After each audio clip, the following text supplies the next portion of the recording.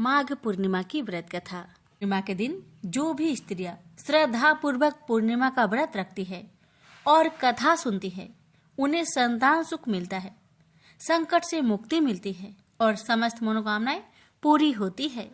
पौराणिक कथा में वर्णन मिलता है, किसी नगर में एक धनेश्वर नाम का एक ब्राह्मण रहता था।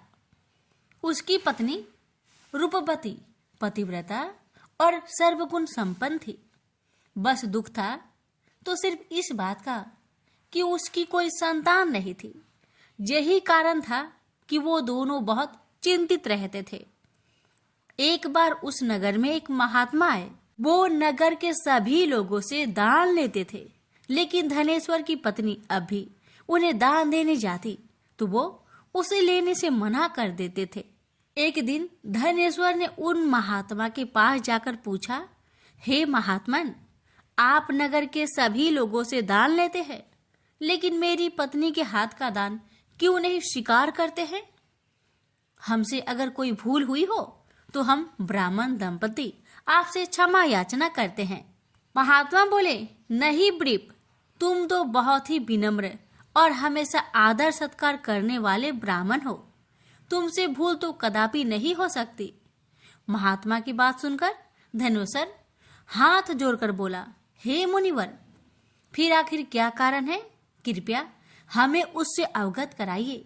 इस पर महात्मन बोले, हे ब्रीप, तुम्हारे कोई संतान नहीं है और जो दंपति निसंतान हो उसके हाथ से भिक्षा लेना अधम या पापी के हाथ से भिक्षा ग्रहण करने के समान है।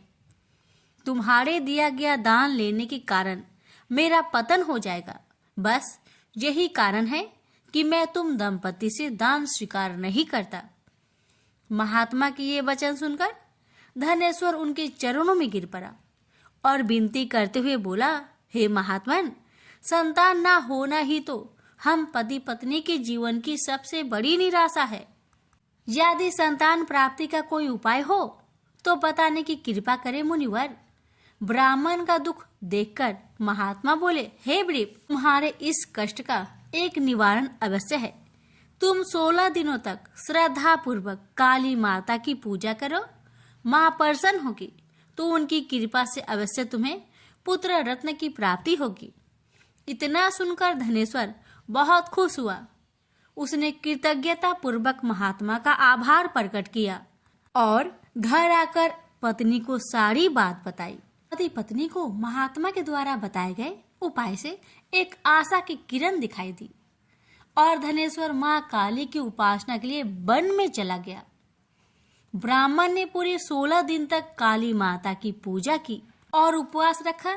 उसकी भक्ति देखकर और विनती सुनकर माँ ब्राह्मण के सामने आई और बोली, हे धनेश्वर, तू निराश मत हो। मैं तुम्हें संतान के रूप में पुत्र रत्न की प्राप्ति का वरदान देती हूँ, लेकिन 16 साल की अल्प आयु में तेरे पुत्र की मृत्यु हो जाएगी। काली माता ने कहा, यदि तुम पति पत्नी विधि पूर्वक 32 पूर्णमासी का व्रत करोगे तो तुम्हारी संतान दीर्घायु हो जाएगी। प्रातःकाल जब तुम उठोगे तो तुम्हें यहाँ आम का एक वृक्ष दिखाई देगा। उस पेड़ से एक फल तोड़ना और ले जाकर अपनी पत्नी को खिला देना। शिव जी की कृपा से तुम्हारी पत्नी गर्भवती हो जाएगी। इतना कहकर माता अंतर्ध्यान हो गई। प्रातःकाल जब धनेश्वर उठा तो उसे आम का वृक्ष दिखा जिस पर बहुत ही सुंदर फल लगे थे। वो काली माता के कहे अनुसार फल तोड़ने के लिए वृक्ष पर चढ़ने लगा। उसने कई प्रयास किया, लेकिन फिर भी फल तोड़ने में असफल रहा तथा उसने विघ्नहर्ता गणेश भगवान की सुमरन किया और गणपति की कृपा से इस बार वो वृक्ष पर चढ़कर फल तोड़ लाया। धनेश्वर ने अपनी पत्नी को फल दिया, जिसे खाकर वो कुछ समय बाद गर्भवती हो गई। दंपति काली माँ के निर्देश के अनुसार हर पूर्णिमा पर दीप जलाते रहे। कुछ दिन बाद भगवान शिव की कृपा हुई और ब्राह्मण की पत्नी ने एक सुंदर बेटे को जन्म दिया, जिसका नाम उन्होंने देवीदास रखा। जब पुत्र 16 वर्ष का होने का हुआ तो माता पिता को चिंता होने लगी कि इस वर्ष उसकी मृत्यु निश्चित है। दंपति ने देवीदास के मामा को बुलवाया और कहा, तुम देवीदास को विद्या अध्ययन के लिए काशी ले जाओ और 1 वर्ष बाद वापस आना। दंपति पूरी आस्था के साथ पूर्णमासी का व्रत कर पुत्र की दीर्घायु होने की कामना करते रहे। इधर काशी प्रस्थान के बाद मामा भांजे एक गांव से गुजर रहे थे। वहां एक कन्या का विवाह हो रहा था, परंतु विवाह होने से पूर्व ही उसका वर अंधा हो गया। तभी वर के पिता ने देवीदास को देखा और मामा से कहा, तुम अपना भांजा कुछ समय के लिए हमें दे दो, विवाह संपन्न हो जाए, उसके बाद ले जाना। यह सुनकर मामा ने कहा, यदि मेरा भांजा यह विवाह करेगा तो कन्यादान में मिले धन आदि पर हमारा अधिकार होगा। वर के पिता ने मामा की बात स्वीकार कर ली और देवीदास के साथ कन्या का विवाह संपन्न हो गया। इसके पश्चात देवीदास पत्नी के साथ भोजन करने बैठा, लेकिन उसने उस थाल को हाथ नहीं लगाया। यह देखकर पत्नी बोली, स्वामी आप भोजन क्यों नहीं कर रहे हैं? आपके चेहरे पर यह उदासी कैसी?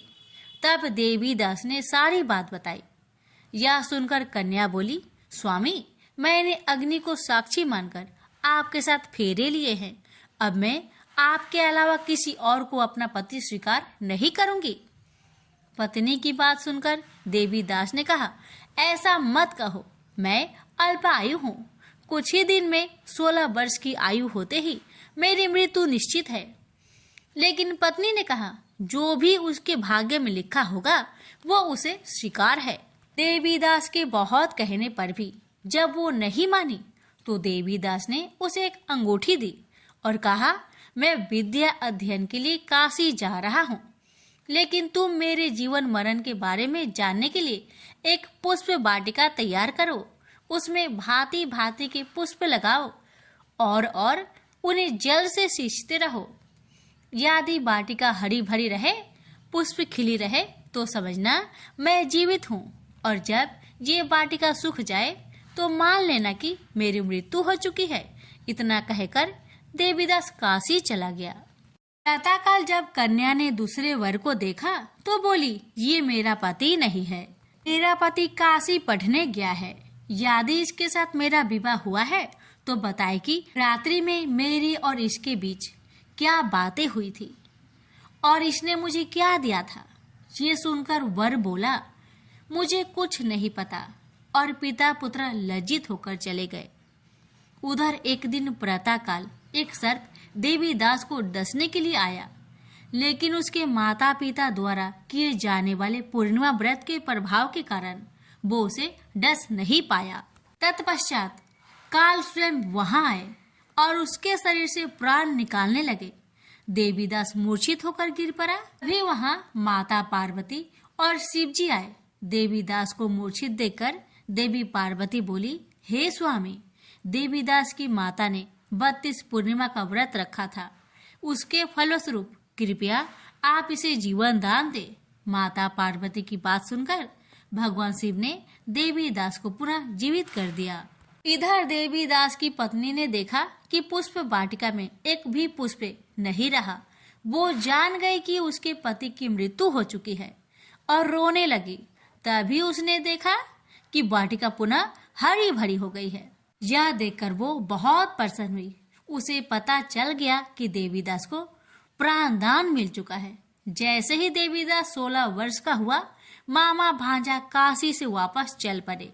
रास्ते में जब वो कन्या के घर गए तो उसने देवीदास को पहचान लिया और अत्यंत प्रसन्न हुई।